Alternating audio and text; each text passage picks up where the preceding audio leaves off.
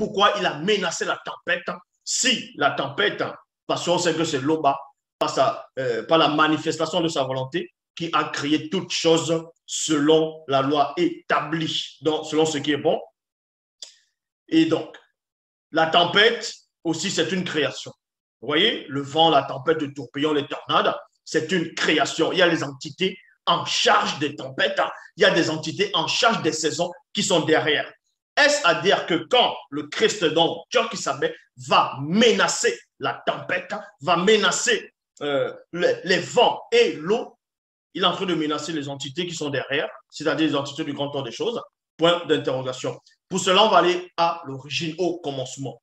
La toute première notion où on fait allusion à la tempête, il faut d'abord savoir l'origine de toute chose avant de venir s'auto-proclamer enseignant ou révérend bishop inspiré parmi les arrivistes en fait. Donc ici on va dans Origine chapitre 4 au verset 2. Dans Origine 4, 2, il est dit ici, lors de la naissance de Pongisset, Pongisset c'est celui qu'on va appeler dans les Bibles actuelles classiques sur la personne de Caïn. On vous apprend dans Origine chapitre 4 verset 2, lorsque Caïn, c'est-à-dire Pongisset, devait être manifesté, lors de sa naissance, quand il est venu dans le monde, quand il est venu dans le visible, il s'est produit quelque chose. Il s'est produit un événement, c'est-à-dire dans Origine 4.2. Lors de la naissance de Pongisset, l'atmosphère devint lourde. Il y a point ici. Les animaux des environs prirent peur. Un grand signe apparut dans l'univers.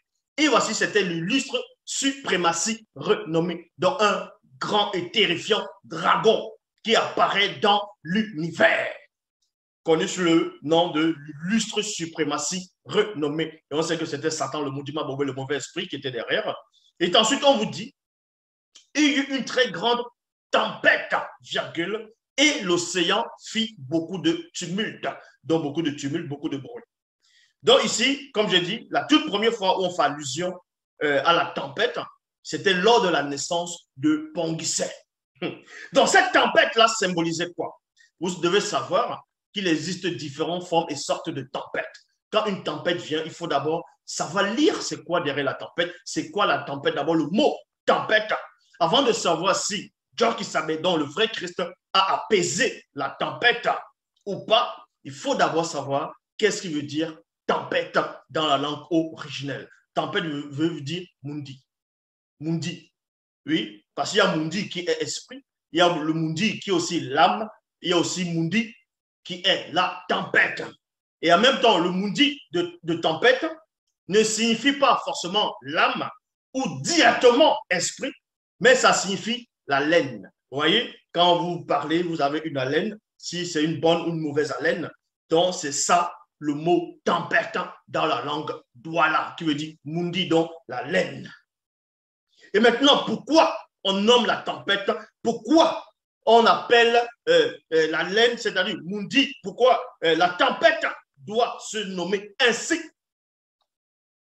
Tout simplement parce que dans les temps d'autrefois, quand il y avait des châtiments, il y avait des avertissements, il y avait des présages, il y avait des événements qui devaient se produire dans le visible, dans le monde.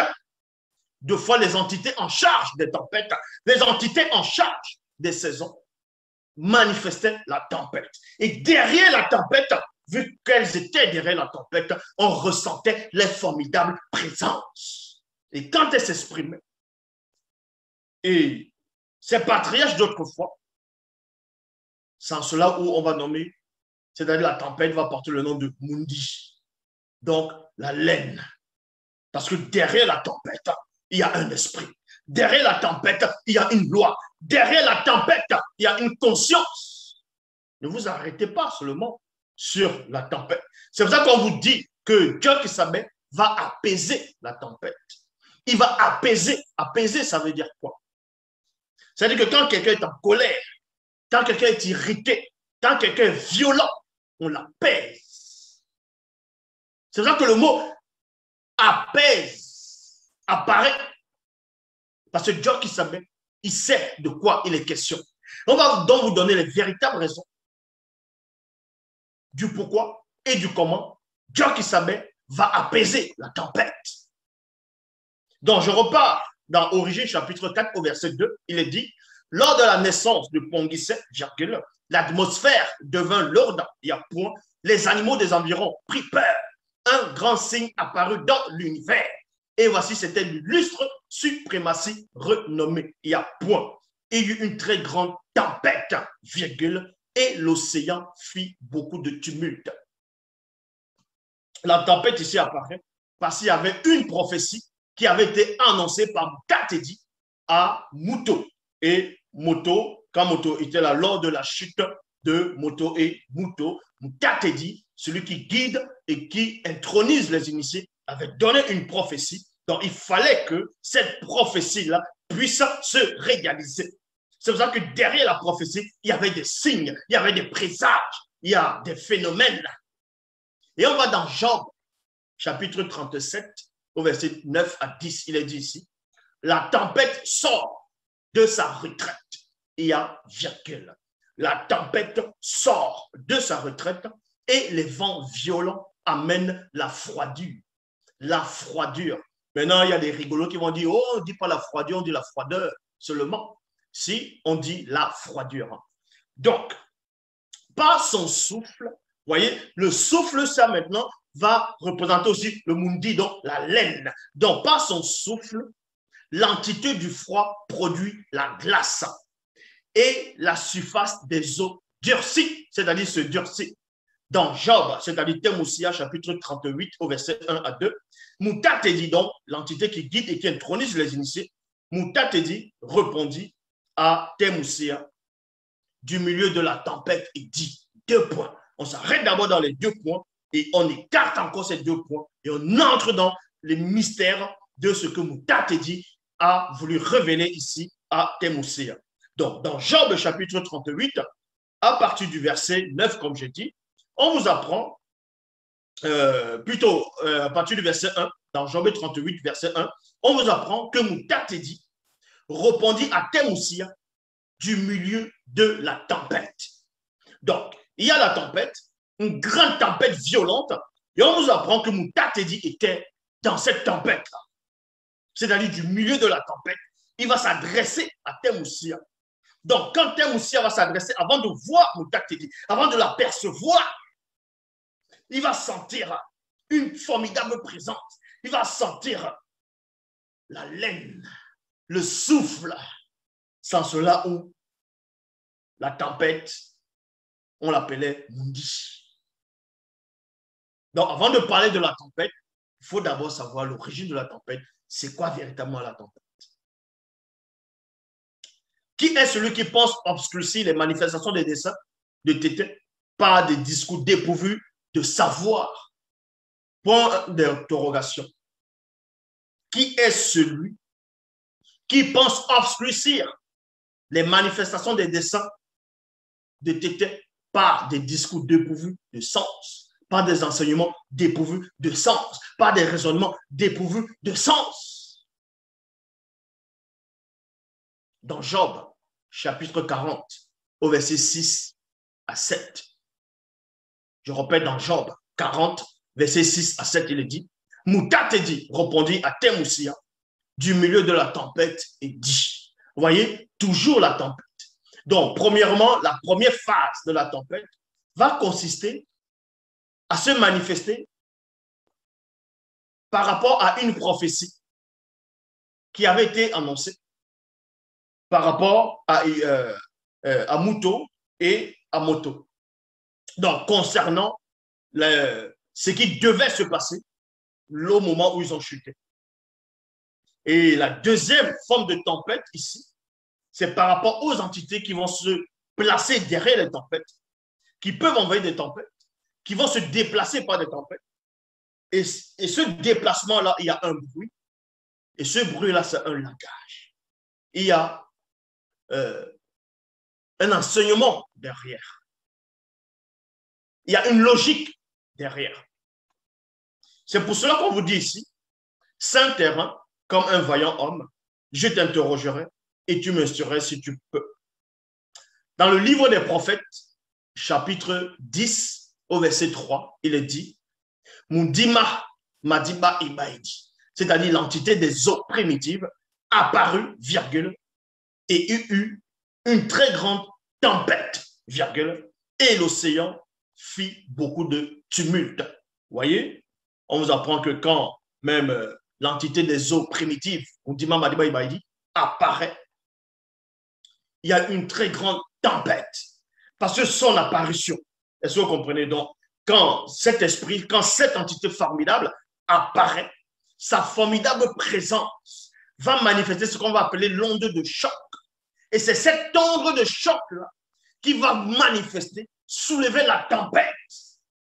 Et quand la tempête, on va entendre le bruit du vent, il y a aussi l'onde de choc de la manifestation de la présence de cette entité. Et celui qui est éclairé va dire, va sentir la laine, va sentir le souffle, va sentir, va savoir que derrière, il y a une intelligence, derrière, il y a une présence. Dans Naoum, chapitre 1, verset 3, il marche spirituellement dans la tempête, virgule. Donc, vous voyez, il marche spirituellement dans la tempête, dans le tourbillon. Les nuées sont comme des poussières à ses pieds. C'est pour cela qu'avant de venir parler de la tempête, avant même qu'on arrive à Dieu qui savait, il faut d'abord savoir c'est quoi la tempête. Parce que l'homme ne crée pas juste pour créer. Toute chose a une raison d'être. Toute chose a une raison d'être.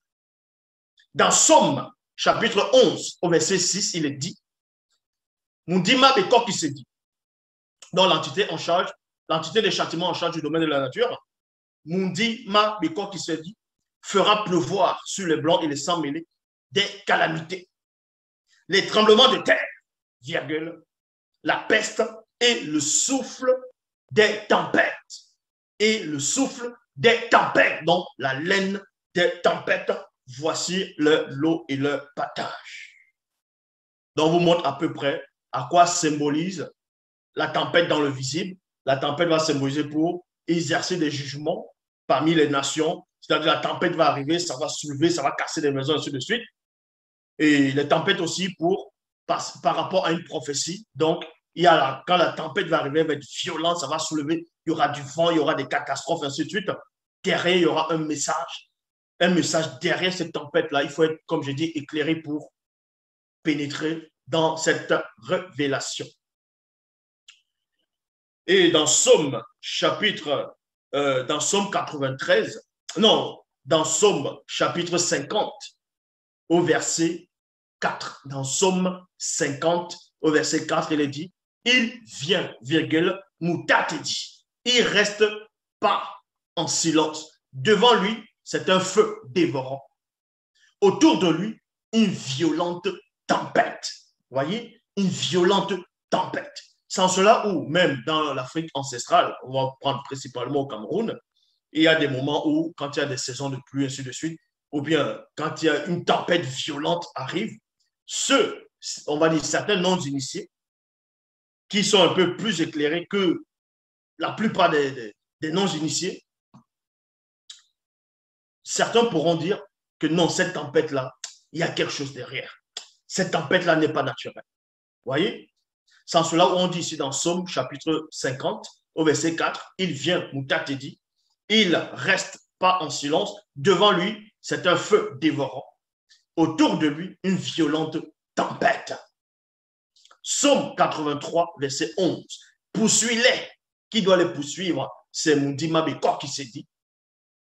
Ainsi, de la tempête de ta violence, de la tempête de ta violence, et fais-les trembler par l'ouragan.